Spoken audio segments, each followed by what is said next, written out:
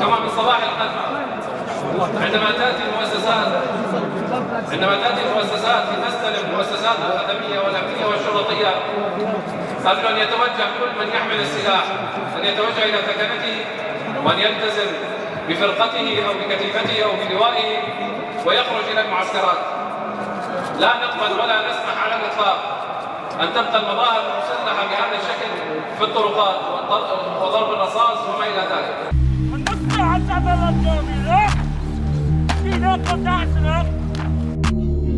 Jatuhnya rezim Presiden Suriah Bashar al-Assad oleh kelompok oposisi Hayat Tahrir al-Sham atau HTS tak lepas dari peran pemimpin mereka Abu Mohammed al-Jolani. Setelah berperang sejak 2011, ia memelopori serangan kilat 12 hari yang mengakhiri 13 tahun perang saudara ini. Siapakah sosok Abu Mohammed al-Jolani? Bagaimana rekam jejaknya sampai bergabung dan menjadi orang nomor 1 di HTS?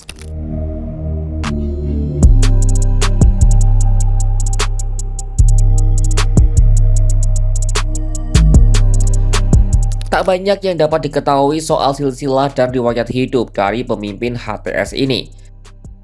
Dikutip dari New York Times, Abu Mohammed al-Jolani lahir dengan nama asli Ahmed Hussein al-Sar'a di Arab Saudi. Laporan dari media Arab menunjukkan kalau ia merupakan anak dari pengungsi Suriah. Pada akhir 1980-an, keluarganya pindah kembali ke negara asalnya itu. Lalu pada 2003, ia pergi ke Irak untuk bergabung dengan Al-Qaeda, kelompok yang fokus untuk melawan pendudukan Amerika Serikat di wilayah itu. Laporan media Arab serta sejumlah pejabat Amerika menyebut al-Sar'a sempat menghabiskan beberapa tahun merasakan dinginnya dinding penjara Washington di Baghdad. Setelah bebas, sosoknya muncul di Suriah pada awal meletusnya Perang Saudara, tepatnya pada tahun 2011. Al-Sar'a membentuk kelompok Jabhat al-Nusra yang terafiliasi dengan Al-Qaeda bersama dengan pemimpin negara Islam atau IS Abu Bakar al-Baghdadi. Saat itu, Jabhat al-Nusra dianggap sebagai salah satu kelompok yang paling mematikan bagi rezim Presiden Suriah Bashar al-Assad. Ketika masih berhubungan dengan Al-Qaeda, Jabhat al-Nusra lebih menampakkan ideologi jihadisnya ketimbang semangat revolusioner. Hal itulah yang membedakan Jabhat al-Nusra dengan kelompok oposisi utama saat itu, Tentara Pembebasan Suriah atau FSA. Kelompok inilah yang seiring berjalannya waktu berkembang menjadi Hayat Tahrir al-Sham. Ia lalu menggunakan nama samaran Abu Mohammed al-Jolani. Tahun 2016, ia memutuskan hubungan Jabhat al-Nusra dengan Al-Qaeda dan mengubah nama kelompoknya menjadi Hayat Tahrir al-Sham seperti yang dikenal sekarang. Mereka kemudian menancapkan kekuatan di Provinsi Idlib.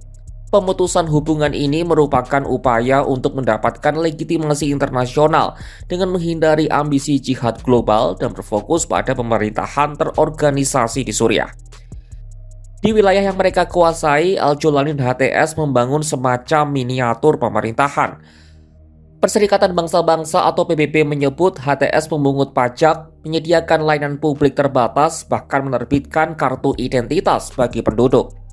Meski begitu, HTS kerap mendapat kritikan dari dalam dan luar negeri karena menggunakan taktik otoriter dan menindak tegas perbedaan pendapat. Pertanyaan lalu muncul setelah kelompoknya sukses menumbangkan rezim Bashar al-Assad. Seperti apa gaya pemerintahan yang akan dipakai oleh al-Jolani nantinya? Dan apakah warga Suriah akan menerimanya? Kalau melihat apa yang terjadi di Idlib, HTS menerapkan pemerintahan berideologi Islam Sunni konservatif dan terkadang garis keras. Sejak serangan oposisi dimulai, al-Jolani telah berupaya meyakinkan komunitas minoritas dari sekte dan agama lain. Namun sejumlah analis berpendapat kalau menyatukan warga Suriah bukanlah hal yang mudah. Analis senior di International Crisis Group, Jerome Drevon, yang sudah bertemu al-Jolani beberapa kali dalam 5 tahun terakhir, menyatakan kondisi pemimpin HTS itu mirip seperti yang dialami oleh Presiden Ukraina Volodymyr Zelensky.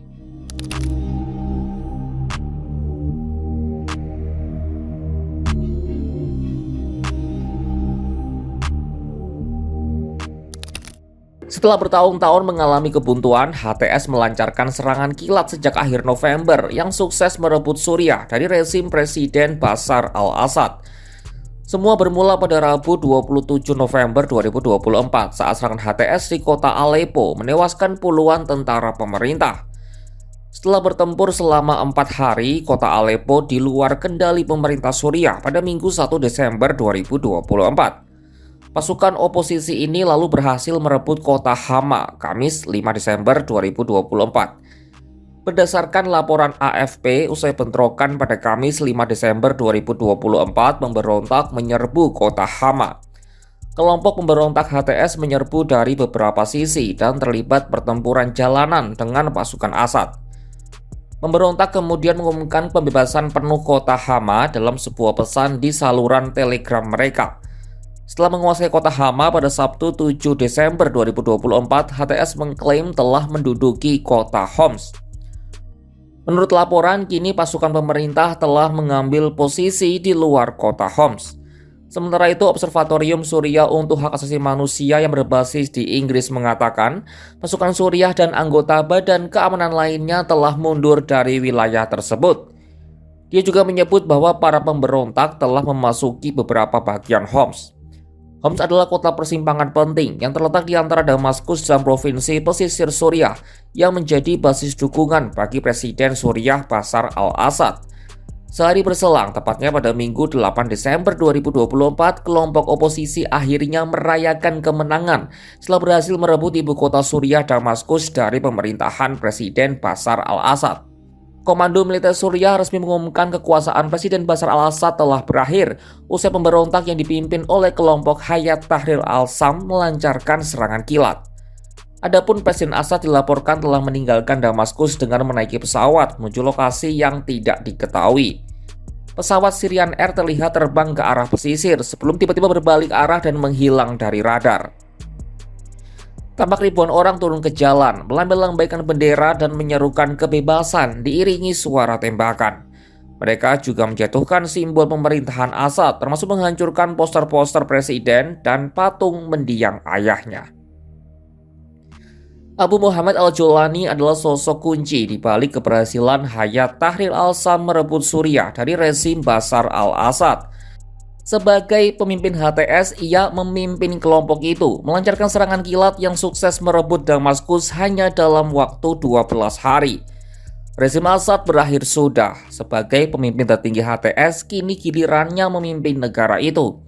Namun menyatukan warga Suriah jelas bukan perkara mudah. Bagaimana wajah Suriah di bawah kepemimpinannya kelak, saksikan hanya di kanal YouTube Kompas.com.